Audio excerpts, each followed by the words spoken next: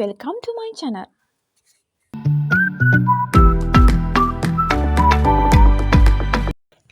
අතීත කාලයට අදාළ verb එකක් භාවිතා කරන්නේ නැතිව base verb එක භාවිතා කරලා past tense එක නිර්මාණය කරන ආකාරය තමයි අද මම වීඩියෝ එකකින් කියලා දෙන්නේ. එහෙනම් මේ ගැන කතා කරන්න යමු වීඩියෝ එකට.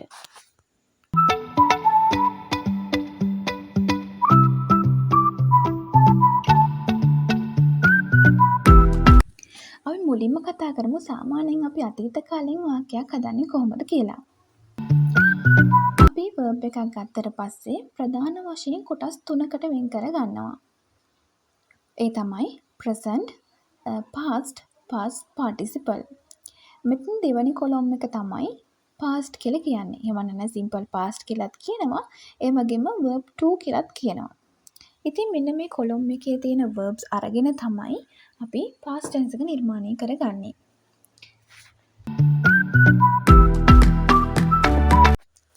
ඒ වගේම මේ verbs නිර්මාණය වෙන ආකාරය අනුව අපිට regular සහ irregular කියලා ප්‍රධාන ආකාර දෙකකට වෙන් කරගන්න පුළුවන්.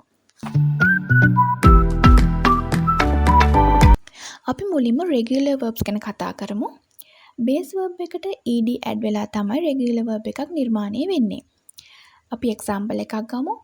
base verb එක play ගත්තම play කියන verb එක අවසානයේදී ed add වෙලා තමයි simple past එකයි past participle එක නිර්මාණය වෙලා තියෙන්නේ. ඒ අනුව අපිට මෙතෙන් බලා ගන්න පුළුවන් මේ තුල තියෙන fixed pattern එකක්. irregular verbs ගත්තම මේ තුල regular verbs වල වගේ fixed pattern එකක් නැහැ. මේ verbs වල present, past, past participle වෙනස් ආකාර තුනකින් තමයි තියෙන්නේ. ඒ නිසා අපිට මේ verbs පාඩම් කරගන්නම වෙනවා.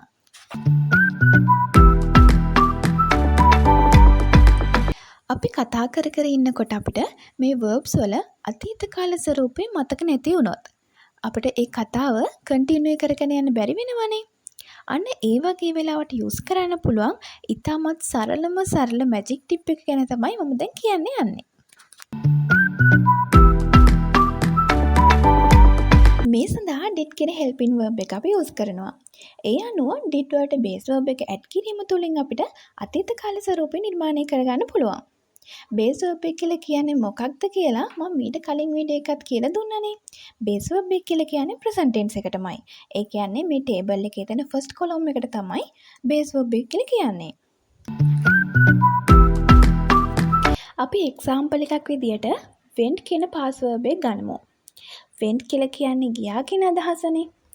එහෙනම් අපි මේ past verb එකට අදාළව අපි magic tip එක use කරලා කොහොමද බලමු past tense එක හදාගන්නේ.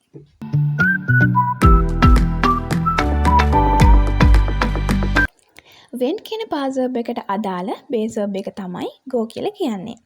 ඒ අනුව did කියන helping verb එකට go කියන base verb එක add කරලා did go කියලා අපිට past tense එක නිර්මාණය කරගන්න පුළුවන් ඉතාමත් සරලව. එතකොට ඒකේ meaning එක වෙන්නේ ගියා කියන අදහසම තමයි. තවත් example කීපයකට යමු. came did come, drove did drive, cried did cry, drank did drink, ate did eat, jumped did jump.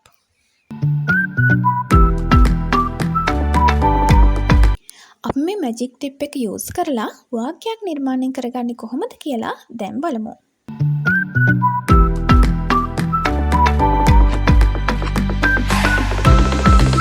අපි බත් කෑවා කියලා අපි සාමාන්‍යයෙන් past tense එකකින් කියනවා නම් කියන්නේ we ate rice.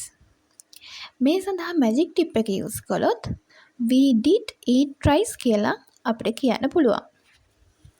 we did eat rice. අපි බත් කෑවා.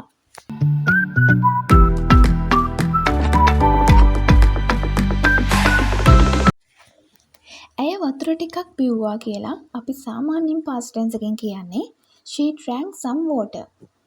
අපි කියමු අපිට drank කියන verb එක මතක නැති වුණා කියලා. එහෙනම් අපිට කියන්න පුළුවන් she did drink some water කියලා. she did drink some water. ඇය වතුර ටිකක් බිව්වාය.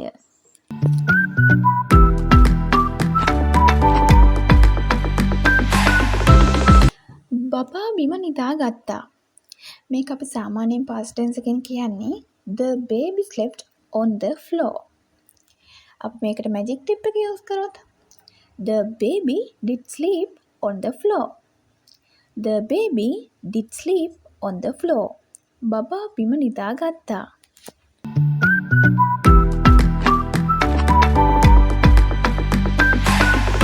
මම ඊයේ වැඩ කළා. I worked yesterday. worked කියන verb එකට අපි magic tip එක use කළොත් did work වෙනවා. එහෙනම් I did work yesterday. I did work yesterday. මම ඊයේ වැඩ කළා.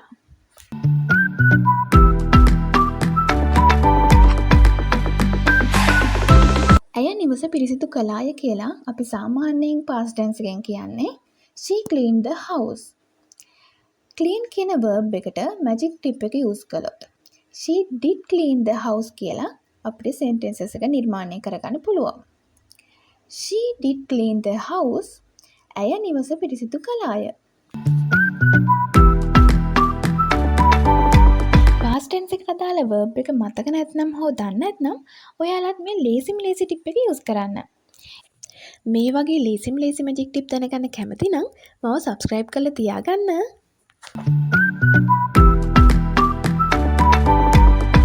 Catch you later.